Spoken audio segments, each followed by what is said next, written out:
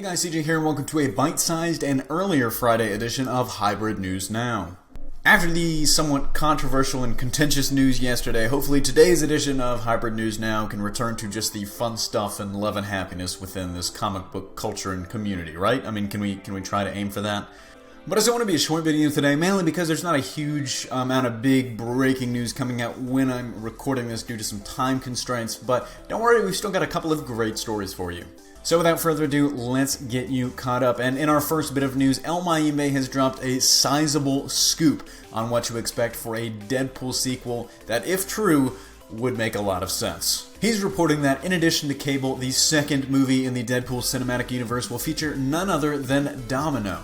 Domino in the comics is a luck-altering mutant and expert sharpshooter who has some history with the X-Force, Deadpool, and is an old flame of Cable's. She also has some history with Copycat, aka Vanessa Carlyle, if that is indeed who Morena Baccarin's character turns out to be. Quick summary of that whole mess: Wade breaks up with Vanessa because cancer, and then Vanessa actually decides to become a mercenary and infiltrates X-Force under the, shape-shifted disguise of Domino. So I personally would love to see old Domino show up, but how, I'm just not quite sure yet. I just know that I want her in there, but I want to hear from you as to how you want to see Domino show up and who you might want to play her if she does. And in our next and last story of the day, a little tidbit from Thor Ragnarok.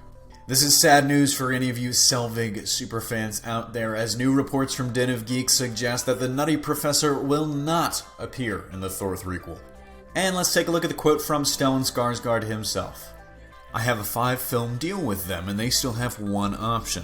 Thor 3 is not on my slate, but maybe the next Avengers." So there you have it, and this kind of lines up with what we had already heard about Thor Ragnarok as well, that it wasn't going to be very Earth-centric at all, really, and personally I think that's something that most moviegoers will be pretty happy about. But how do you think Selvig will show up, if he shows up at all, in Avengers Infinity War? Let me know in the comment section down below. So that wraps it up for this very brief Friday HNN. Don't forget to smash that freaking like if you liked what you saw, and subscribe for more great content every single day. Signing off, this is CJ, and I'll see you next time.